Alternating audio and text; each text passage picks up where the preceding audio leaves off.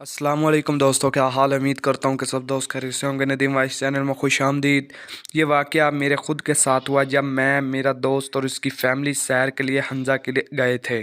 रात का दूसरा पहर ख़त्म होने को था। हम नारान से 12-13 घंटे का सफ़र करके अलीबाद पहुँचे, जो कि हंजा का एक पुरसकून और पहाड़ों से घिरा हुआ इलाका था। क्योंकि हंजा के लोग सिर्फ़ दिन में काम करते हैं और वहाँ सर्दी भी इंतहा की होती है, जिसकी वजह से वहाँ बहुत सन्नाटा और वहशत फैली हुई थी। और इसी वजह से हमें कमरा तलाश करने में काफ़ी दुश्वारी हुई।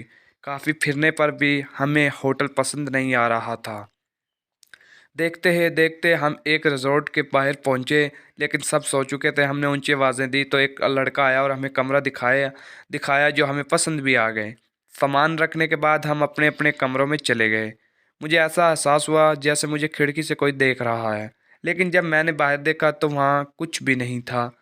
मैंने पर्दे ठीक किए और बाहर खड़ा होकर अपने दोस्त का इंतज़ार करने लगा ताकि हम खाना लाने जा सकें। और इसी दौरान मुझे ऐसा एहसास हुआ जैसे कोई मेरे बिल्कुल पास खड़ा है और मुझे देख रहा है। मैंने इधर-उधर अच्छी तरह देखा, लेकिन कुछ भी नहीं था। मैंने उसे अपना वहम तस्वर किया और हम खाना लेने करीमाबाद चले गए। वापस आकर हमने साथ खाना खाया और जब मैं अपने कमरे में पहुंचा तो देखता हूं कि मेरा सामान जहां रखा गया था वहां नहीं है। उनकी जगह तब्दील हो चुकी थी। सामान सलीके से रखा हुआ था। ये काम बेल बॉय का हो सकता था। मैं यही सोच रहा था कि अचानक से दरवाज़ा खटखटाने की आवाज़ आई। जब मैंने दरवाज़ा खोला तो बाहर इतना सन्नाटा था कि अगर सुई भी गिरे तो आवाज़ करे।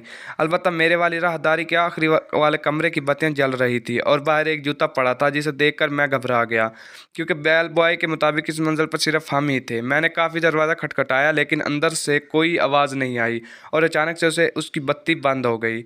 मैं डरा और वहाँ से तेज़-तेज़ अपने कमरे की तरफ आने लगा कि अचानक मेरी नज़र बाहर बाग में लगे एक बड़े सींगों वाले मारखोर के सर पर पड़ी, जिसका मुंह मेरी तरफ ही था। और उसकी असना में से नीचे से एक बिल्ली आई और मेरी तरफ देखते ही बहुत तेज़ी से मेरे पास से होती हुई छत पर भाग गई, जिसे देखकर मेरे रोंगटे खड़े हो गए। मैंने अपने दोस्त को बुलाया और आयतल कुर्सी का वर्द शुरू कर दिया। जब मेरा दोस्त आया तो वहाँ कोई जूते नहीं थे। उसने मुझे दिलासा दिया और बोला, मैं तुम्हारे कमरे में लेट जाता हूँ, जो मैंने मुनासिब नहीं समझा और उसे वापस भेज दिया। वो अपने कमरे में आकर लेट गया। मैं इस बारे में सोच रहा था कि मुझे ऐसा लगा कोई सर पर हाथ फेर रहा है और मुझे दबा रहा है। थकावट होने की वजह से मुझे सुकून आया, लेकिन डर भी था। जैसे तैसे करते मैंने रात गुजारी और सुबह उठते ही बेल बॉय को बुलाया और तफसीलन सब पूछा, जिस पर इसने बताया कि यहाँ ऐसा कुछ भी नहीं है। ये माज आपका वहम होगा। हम यहाँ कई साल से हैं। ऐसा कोई वाक़ हमारे साथ या यहाँ आने वाले मेहमानों के साथ कभी नहीं हुआ। वो हमारा कमरा छोड़ जाने की वजह से ऐसा कह रहा था, क्योंकि उन महीनों में सियाह बहुत कम जाते हैं। और जब मैंने सामान का पूछा तो उसने बोला कि ये उसी का काम है। तब मैंने उसको अपने कमरे में जाने से बिल्कुल मना कर दिया, लेकिन मैं दरवाज़ा खटखटाते और बत्तियां जलने बुझने वाला मामला कैसे भूल सकता था। खैर, हमने दिन गुजारा और रात को फिर से अपने कमरे में गया तो मेरा सामान फिर से सलीके से रखा हुआ था, जिस पर मुझे गुस्सा भी आया और हैरानी भी हुई कि मेरे मना करने के बावजूद बेल बॉय कमरे में क्यों आया। चूँकि रात हो चुकी थी तो सोचा सुबह पूछूंगा। रात फिर किसी ने दरवाज़ा खटखटाया। डरते हुए जब मैंने दरवाज़ा खोला तो वही सन्नाटा और उसी कमरे की बत्तियां जल रही थी, जिसे देखकर मेरी सांस बंद होने को आ गई और हलक बलक खुश्क हो गया।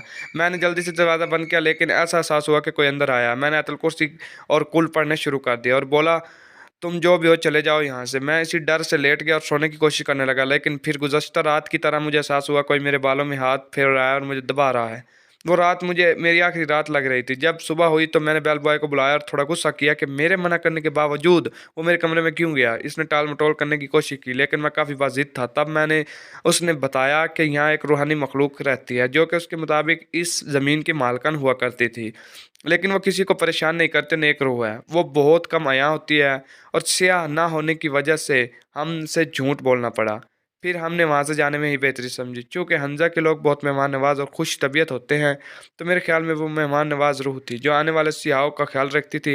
लेकिन कभी-कभी मुझे वो वहम भी लगता था। मज़ीद वीडियोज़ के लिए मेरे चैनल को सब्सक्राइब करें। वीडियो देखने के लिए शुक्रिया।